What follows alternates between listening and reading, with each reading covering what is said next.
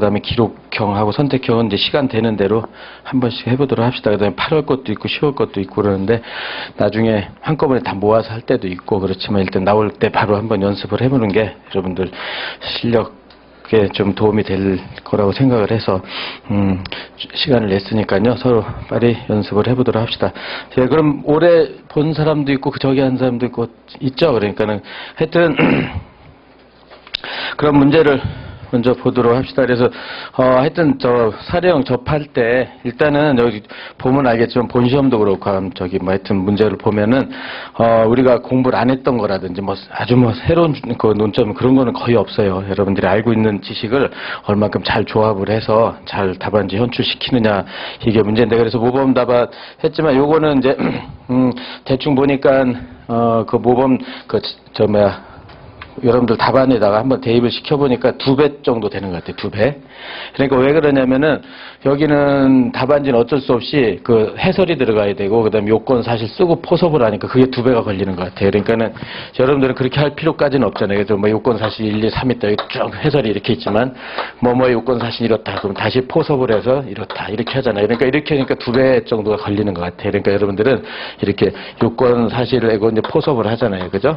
했을 때 이제 시간상 이 포섭만 하는 게 그죠? 현출만 되면 되잖아요. 현출만 딱 되게 돼서 그래서 어떤 청구권이 발생한다 이렇게 해가지고 하면은 반이 될 거예요. 그러니까 그런 식으로 해서 여러분들 나름대로 요령껏 한번 해보세요. 그러니까 거의 딱 2배 되는 것 같아요. 답안지 현출하다 보니까 그래서 뭐 판례도 장하잖아요. 근데 그거를 그냥 일부 빼기도 그렇고 그래서 했지만 여러분들 핵심 키워드만 몇 개 넣으면은 뭐 4줄짜리다 그러면 한두 줄로 줄일 수 있으니까 그렇게 해서 그 모범 답안은 여러분들이 활용할 수 있도록 하고요. 그러면 이제 먼저 거기서 보도록 해봅시다. 문제 1번부터. 그래서 이제 하여튼 사례형도 그렇고 기록형도 그렇고요. 하여튼 빨리 초안을 잡고 사실관계 파악하고 그러니까는 사실관계를 빨리 파악하고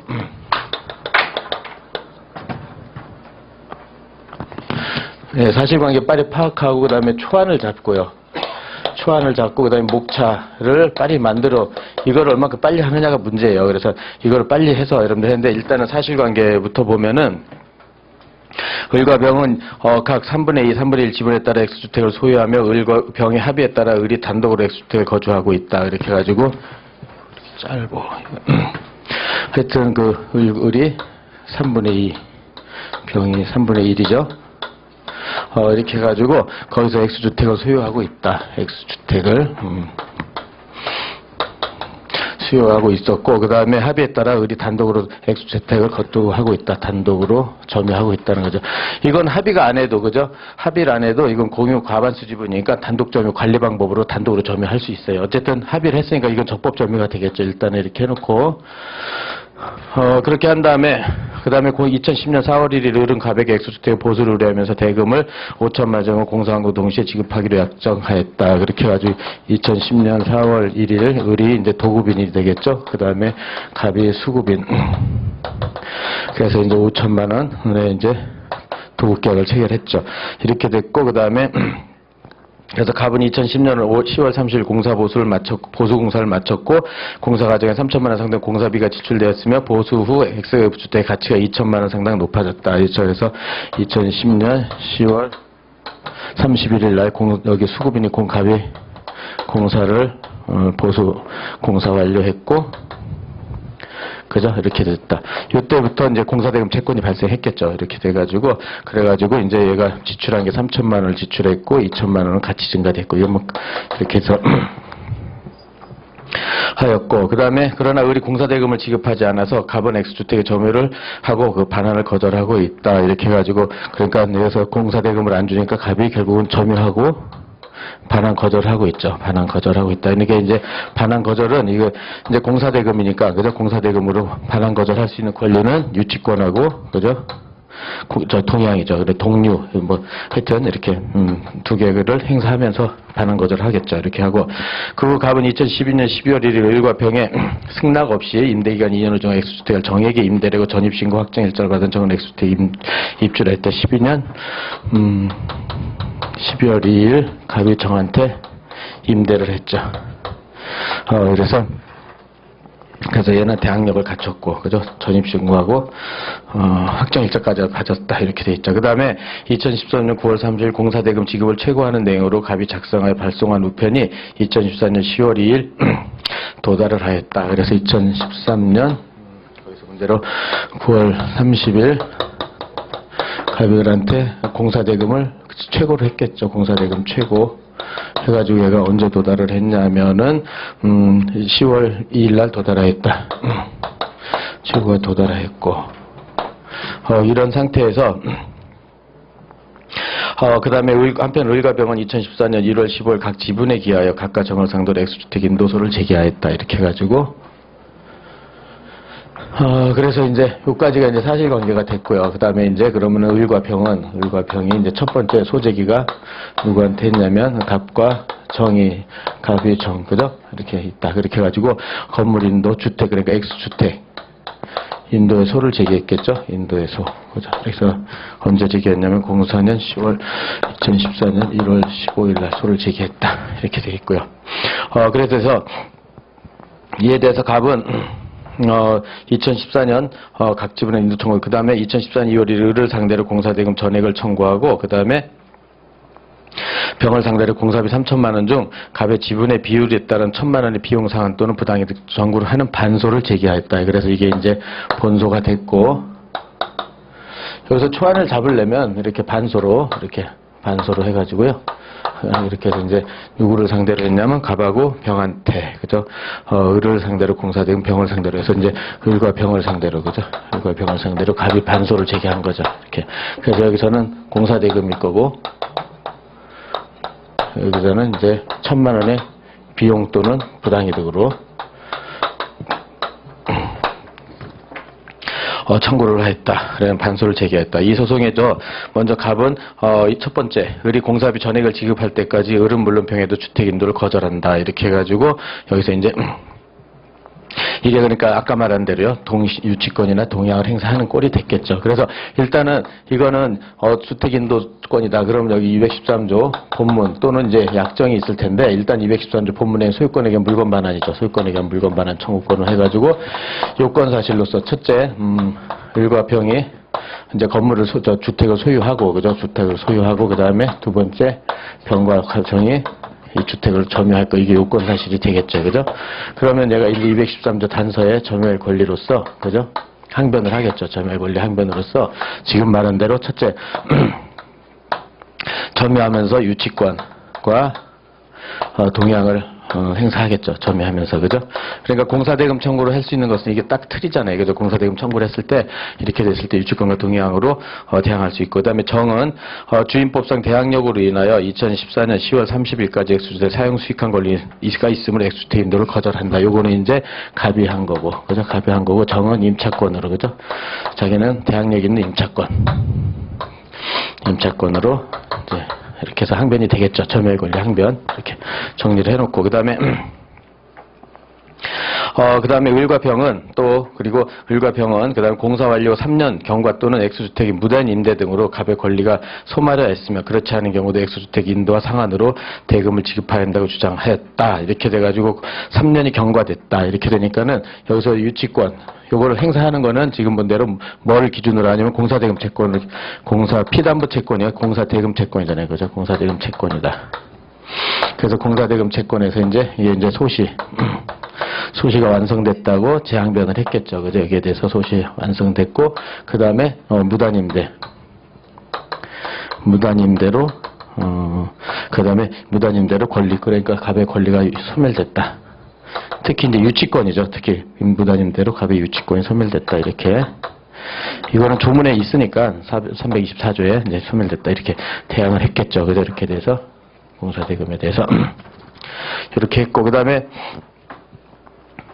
주장하였으며 병은 덧붙여 본인은 공사계약의 당사자가 아니므로 비용상환 또는 부당이득에 반하는 의무가 없다고 항변을 하였다. 이렇게 돼가지고 이건 여기에 문제겠죠.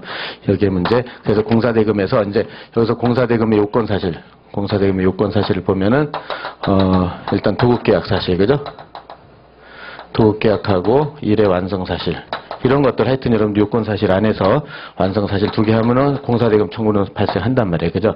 이랬을 때 그러면 요거를 인정하면서 을이 항변한 것은 을은 동양을 했겠죠. 동양하고 또 똑같이 그 다음에 여기서 공사대금 해서 이제 요 동양을 행사를 하면서 그 다음에 여기서도 마찬가지로 이거 뭐 소시나 무단임대 같이 들어갔겠죠. 소시나 무단임대로 이제 같이 들어갔겠죠. 소시요. 이렇게 해가지고 공사대금 채권에서 이렇게 됐고 요거는 이제 의리하는 거고 병은 나는 계약 당사자가 아니다. 그죠?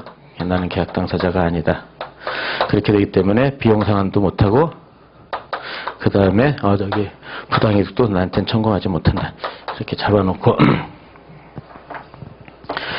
그래서 이에 대해서 갑은 본인이 X주택을 점유하고 있는 동안 공사대금 채권은 시효로 소멸하지 않는다. 또 공사계약으로 원인 없이 이익을 얻은 병은 반환을 해야 된다. 이렇게 돼가지고 그럼 소멸시효 완성을 주장하니까 그죠? 여기서 이제 갑이 점유 중이다.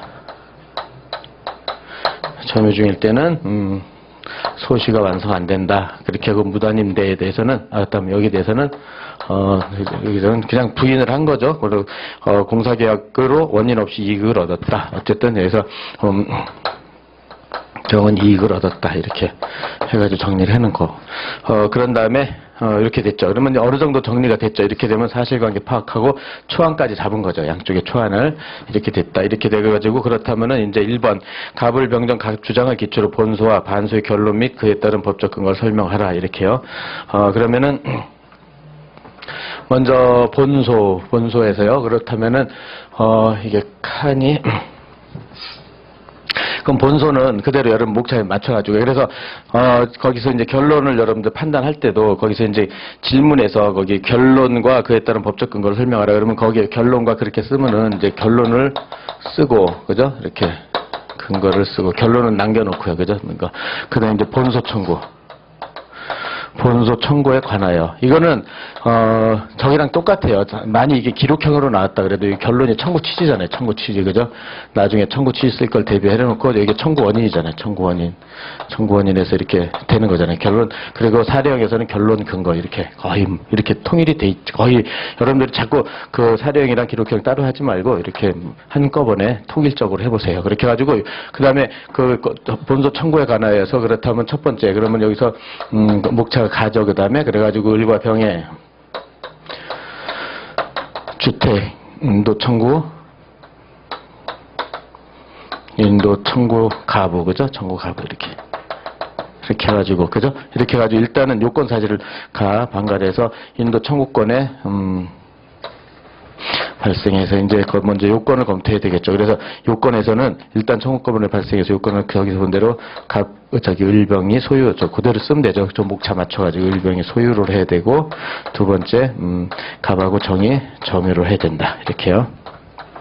그래서 이제 여기서 문제가 되는 것들을 쓰면 되잖아요. 근데 얘네들은 각 지분에 기해서 했죠. 그죠? 그러니까 얘는 공유자들이란 말이에요. 그래서 을은 3분의 2 지분권자고 여기서 병은 3분의 1 지분권자잖아요. 그죠? 이렇게 돼서 각 지분, 그래서 각 지분에 기해서 저기 공유물이죠. 공유물 전부를 반환 청구할 수 있다. 반환 청구할 수 있는 게 이건 뭐에 근거예요? 각 지분에 기해서 공유물의 전부를 반환 청구할 수 있는 것은 민법 265조 단서 그죠? 266 보존행위에 기해서 하는 거죠. 그래서 보존행위에 기해서 할 수 있다. 요게 이제 하나의 논점으로 들어갈 거예요. 첫 번째 요건에서 따라서 얘네들은 각 지분에 기해서 공유물 전부에 대해서 보존행위에서 반환 청구할 수 있다. 따라서 첫째 요건 구비됐다. 이렇게 거기 답안에는 따로 목차를 떼어서 했으니까요. 요건 쓰고 그 다음에 여기요. 그 다음에 갑과 을의 점유인데 여기서 분석을 해보면 일단 정은 직접 점유자죠. 이렇게 지금 건물이 주택이 있으면 얘한테 임차를 했으니까 그죠? 그래서 여기서 정은 직접 점유자고